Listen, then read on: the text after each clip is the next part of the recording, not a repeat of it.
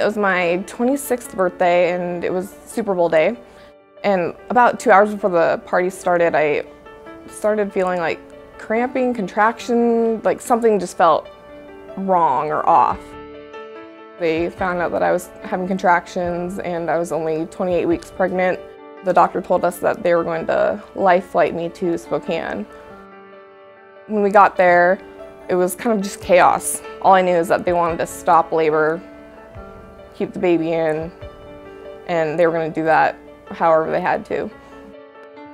I went into labor that night, unknowingly, of course, and when the doctor checked me, I was already 8 centimeters, and the baby had his butt down, so he was in the transverse position, and 20 minutes later, I had a 2-pound, 15-ounce little boy. On the 3rd day, when the doctor discharged me, I was like, well, now what?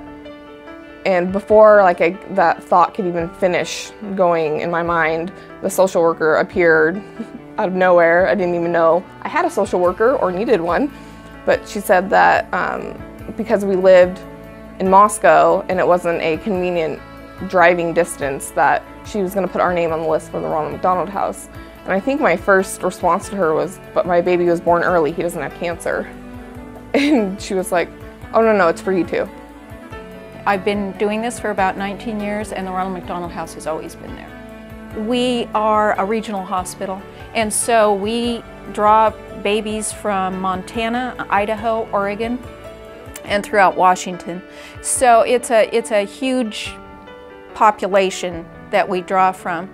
And you know, a family in the middle of winter that lives in Omak is not going to be able to drive back and forth to see their baby. And over at the Ronald McDonald House, you can check in and take a deep breath and relax.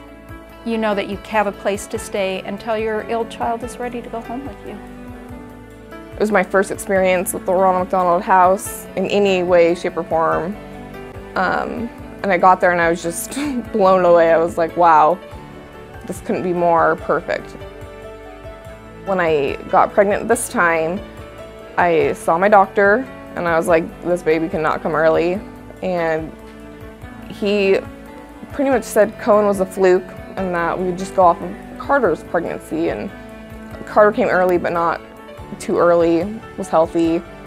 So we were pretty confident that we could get to our C-section date and everything would be fine.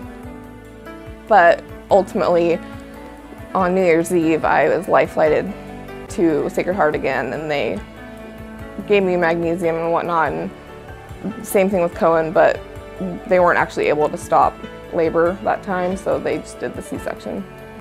And I think as we were being enrolled into the OR, I told John that we needed to get our name on the Ronald McDonald House list. When we went into the NICU the first time to see Kaysen, we actually saw the social worker in passing, and she remembered us and we remembered her, and she's like, you're already on the list? We're like, all right, sweet.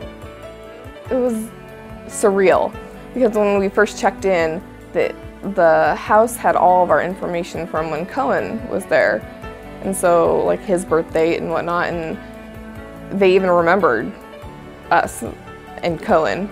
And I was like, that's so weird, because now I'm bringing this Ronald McDonald kid here to stay.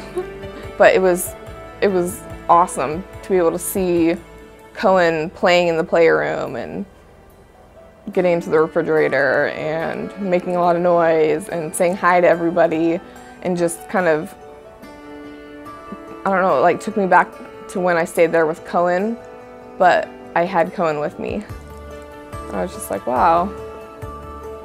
This is pretty cool. It's a place where you can go and kind of relax after the long days at the hospital. I'm so thankful that it exists. It's like, I don't know what we would have done otherwise, because they won't let you camp out in the NICU.